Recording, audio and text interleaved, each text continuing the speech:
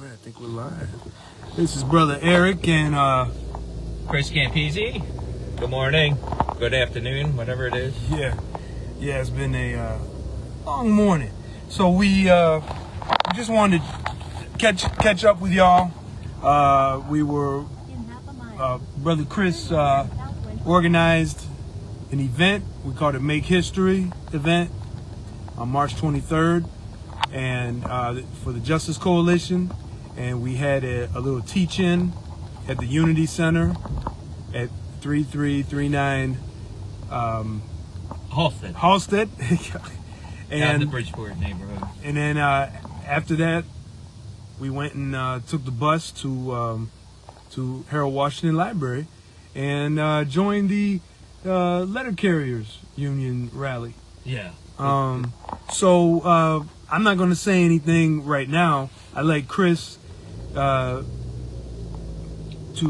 talk a little bit about what you observed from our teach-in to the rally. Yeah, the teach-in kind of took a turn. At one point, we were relating our struggle with the postal struggle, but the non-ATU people that were there were very, very interested in the struggle and had concerns for the CTA and the CTA worker, mostly the CTA worker. And it was good to get some more support. We have members that are going to Alderman this week, I think as early as tomorrow, just from things that we mentioned that would help improve the service for them.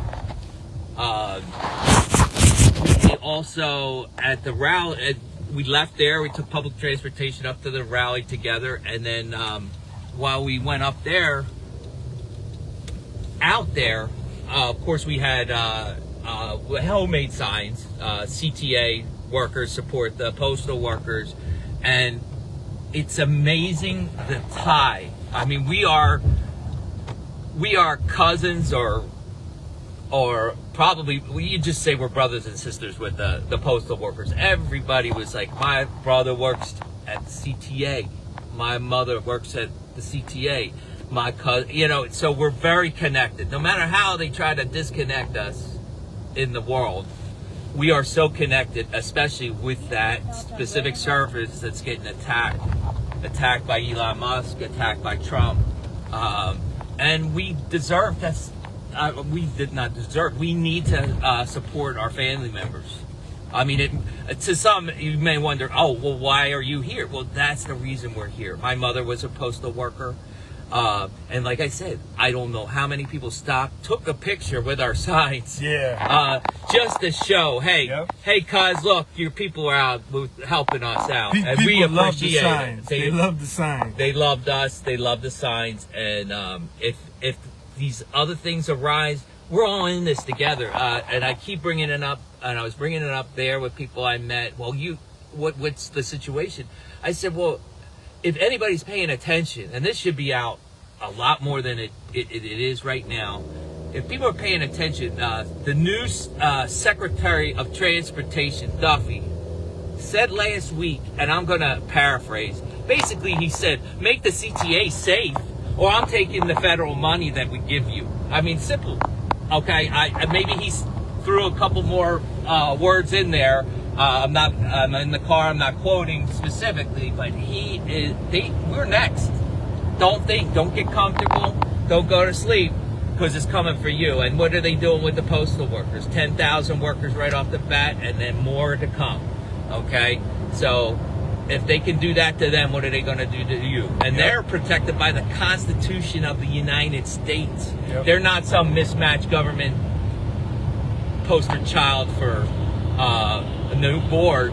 They are a well-run piece of machinery that services, and they're a service, mind you, not an Amazon, not a FedEx. These are a service. I remember in New York, they were actually in these small islands that I would have to go to hook off cable TV when years and years ago. They would run boats to islands to deliver the mail. This stuff goes, they are responsible to put mail in every box in every person's household in this country. It's not, you can't say no. When things get hot in the Chicago and bad areas, they say, Amazon, oh, well, we're not going to deliver the mail to West Pullman. We're going to send it by U.S. mail. And they put it on a mail truck, send it to a mail facility, and then basically our tax dollars are funding Bezos, who wants to dismantle this thing that saved his butt in the COVID times when he was having trouble getting his products out. He utilized the public service. He just wants to dismantle it. What do they see there? What do they want? Well, luckily our pension's only 50%. What is it? 54%? Yeah, it's underfunded. Underfunded. But here's a situation. 75 years in advance is what the law that they passed in 2006. Do you know, I mean, think about that. You're talking about the postal worker pension. Postal worker pension. Yeah, I'm sorry. Yeah. The pension and benefits. So they're out there for 75 years. So basically, for the person that hasn't even started working at a postal job has their benefits paid for right now. Yep. You know, they haven't even started there. You know, we're talking 75. You might be talking about your kid's kid at this point. So the point we should take from what's happening with the postal workers in relation to us as public transportation workers is privatization is not about saving money for the taxpayers. It's about stealing money, moving it from control, from public control to totally private control. So the jobs will be erased, but they will be replaced with lower wage, poor benefit, maybe no pension. You know. Yeah. And I wanted to share also that we got to talk with some coworkers. Oh, we also saw the anointed one there at the rally. Yeah. It was interesting. Okay. Right. We won't talk about that, but he looked very. He said, "You're not like us," and I think he was talking about himself. You know what? That was kind of weird when he said that. Well, he was in the speech quoting Kendrick Lamar, I guess, in his speech, and he was. But when you think about it,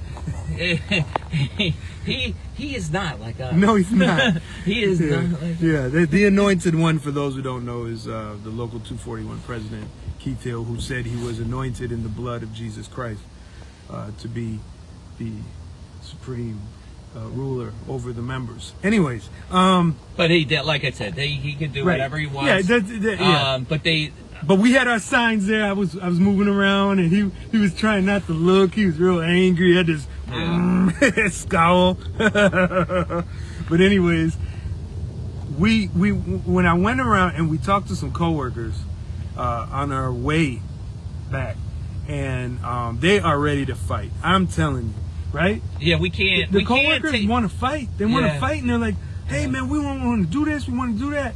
And I said, "This is how we gotta do it." Yeah, and I guess going backwards again, this morning we started talking.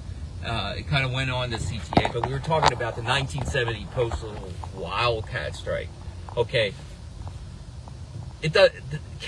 President JFK put in enacted a law that the postal worker cannot. I mean, talk about a no strike clause. It's an act of Congress that tells you cannot strike, you cannot even bargain for your money. But because of that, these people were going broke, they were going poor. And when you lose the ability to take care of your family, take care of yourself, put food in your mouth, it doesn't matter what any writing says. It doesn't matter what the boss says. It doesn't matter what the union says in this case. Mm-hmm. You sometimes have to resort to these measures. So And that's what this was about. look, Rosa Parks broke the law. She and the others who were involved in the bus boycotts broke the law. Okay? We're not telling you to break the law. We're telling you history to help you understand. But just in the what's short going time on. I've been at CTA, when I started here, there was nobody like Eric. And what I was told when I walked in the door is that we can't strike. We can't strike. Lies. And then I'm told I had to go to work because I'm essential, and that's why I can't strike. Lies. And then when I went for a vaccine, they said, you're not essential. You'll have to wait your turn. While they took care of the nurses, the firemen, the police officers. I was non-essential. Okay? I didn't get hazard pay like my brothers at AT&T or extra pay for enduring the COVID. These guys got, I forget what percentage they picked up. I know they're not governmental, so that's probably the reason, had a lot to do with it. But,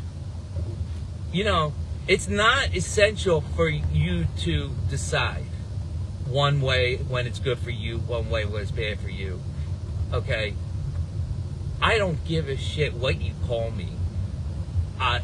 You're not treating me fairly. Let's put it that way. Yep. If you want to call me essential, you better start treating me like essential, which you did not do. Well. They did give us a sandwich. Oh yeah, I think that's because food was going bad in the schools. They decided to pawn it off on the CTA workers. Right. I mean, the little bottles of milk that they sent out that were outdated. Yeah, that was nice of them. That was nice. Thanks, Lori. Woo, Lori Lightfoot. Okay, everybody. Yeah. So we hope you enjoyed this little report. What Brother Chris did today, organizing this great event, is something anybody can do. You can do it too. Yes. But please feel free. Yeah. Feel free And to with help out, do whatever. Yeah, and in the Justice Coalition, we support all CTA workers, all rank and file activity. If you're off the clock, they can't tell you what to do. You off CTA property, they can't tell you what to do. And neither can President Penny or President Keith or Anita Tanai or none of them people. All right? Hope you enjoyed what we've been presenting and are inspired to do even greater things. Peace.